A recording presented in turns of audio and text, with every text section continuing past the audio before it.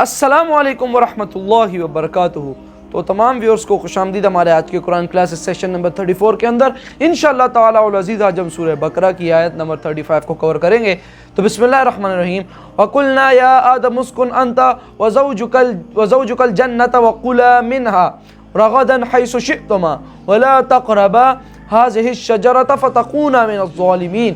پھر ہم نے آدم علیہ السلام سے کہا تم اور تمہاری بیوی دونوں جنت کے اندر رہو اور اس میں جہاں سے تم چاہو خوب مزے سے کھاؤ اور پیو، لیکن اس درخت کے قریب نہ جانا ورنہ تم ظالموں میں سے ہو جاؤ گے۔ تو اب چلتے ہیں اس کی تفسیر کی طرف۔ بسم اللہ الرحمن الرحیم۔ وَقُلْنَا يَا آدَمُ اسْكُنْ أَنْتَ وَزَوْجُكَ الْجَنَّةَ، اور ہم نے کہا کہ اے آدم رہو تم اور تمہاری بیوی جنت میں۔ اب یہ جنت کون سی ہے؟ اکثر حضرات کے نام کے نزدیک یہ جنت کہیں آسمان ہی میں تھی، آسمان ہی میں حضرت آدم کی تخلیق ہوئی۔ البتہ یہ سب مانتے ہیں کہ ایک وہ جنت الفردوس جو ہے جس میں جانے کے بعد پھر واپس نکلنے کا کوئی امکان نہیں، یہ وہ جنت نہیں ہے جس میں کہ آخرت میں لوگوں کو جا کر داخل ہونا ہے، اس میں داخل ہونے والے کے نکلنے کا کوئی امکان نہیں۔ ایک رائے یہ بھی ہے، میرا رجحان اس رائے کی طرف ہے، تخلیق آدم اسی زمین پر ہوئی ہے۔ وہ جن مراحل سے گزری ہے تخلیق وہ ایک علیحدہ مسئلہ ہے۔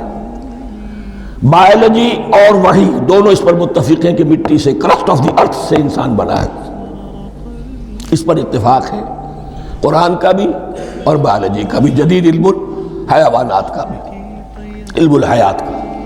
سٹیجز کیا ہیں اس میں اختلاف ہو سکتا ہے، اس کو چھوڑ دیجئے، وہ اس وقت کا بحث نہیں ہے۔ یہی کسی اونچے مقام پر کوئی سرسبز و شاداب علاقہ تھا جہاں حضرت آدم کو رکھا گیا، جہاں ہر طرح کے میوے تھے، ہر شے، لا تظمأ فیہا ولا تضحیٰ، نہ اس میں بھوک لگے گی، نہ دھوپ تمہیں ستائے گی، ہر طرح کی چیز تمہیں فراہم ہے۔ وہاں رکھے گئے ہیں صرف ایک ڈیمانسٹریشن کے لیے کہ انہیں نظر آ جائے کہ شیطان میرا دشمن ہے، وہ مجھے ورغلائے گا، طرح طرح سے میرے اندر وسوسہ اندازی کرے گا، میرے اور میری اولاد کے، صرف ایک ڈیمانسٹریشن۔ اس کی مثال یوں سمجھیے کہ سلیکشن تو ہو گیا، سی ایس پی گریڈ میں کوئی شخص آ گیا ہے، لیکن اب وہ سول سروس اکیڈمی میں رکھا جا رہا ہے۔ تو یہ کوئی اکیڈمی ہو سکتا ہے اسی زمین پر ہو، صرف بتانا یہ تھا کہ تمہیں معلوم ہو جائے کہ یہ شیطان تمہارا دشمن ہے۔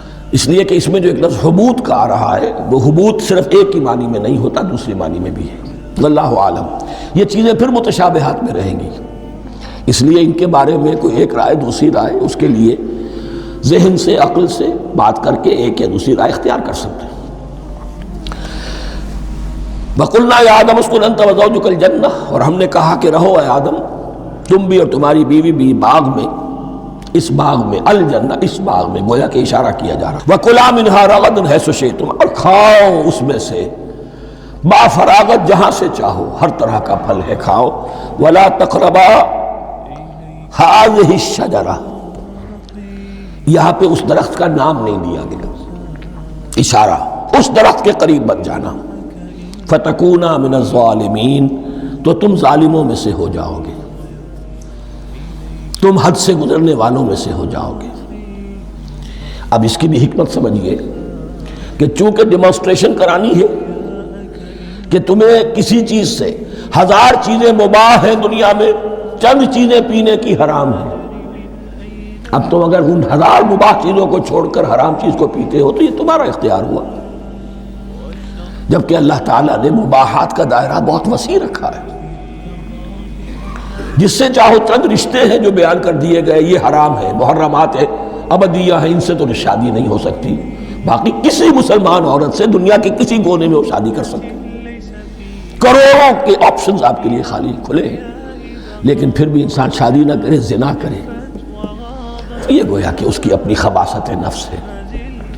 ایک نہیں، دو دو، تین تین، چار چار تک شادی کرو، اجازت ہے تمہیں۔ تو اس اعتبار سے مباحات، اب یہ پورا باغ تمہارے لیے مباح ہے، بس ایک درخت ہے اس کے پاس نہ جانا، اور درخت کا نام لینے کی کوئی ضرورت نہیں، تو آزمائش تھی نا، صرف ایک آزمائش اور اس کی ڈیمانسٹریشن۔ تو خواتین و حضرات، الحمدللہ آج ہم نے سورہ بقرہ کی آیت نمبر 35 کو کور کیا، اور اس پہ بھی کچھ سمجھانے کی اتنی ضرورت نہیں، کیونکہ ڈاکٹر صاحب دیکھیں اس رکوع میں، چوتھے رکوع میں بہت ہی اچھے سے چیزوں کو ایکسپلین کر رہے ہیں، تو آگے اس کو مزید ایکسپلین کرنے کی ضرورت نہیں ہوتی. پھر بھی آپ کو کوئی کویشچن ہو تو آپ پوچھ سکتے ہیں, انشاءاللہ اس کے اوپر ڈسکشن کر سکتے ہیں. تو آج کے لیے اتنا ہی, ملتا ہوں انشاءاللہ تعالی العزیز آپ سے بدھ کے دن 8:30 پر. تب تک کے لیے اللہ حافظ, وما علینا الا البلاغ المبین. صلی اللہ علیہ وسلم. جزاک اللہ خیر. نصر و علیکم.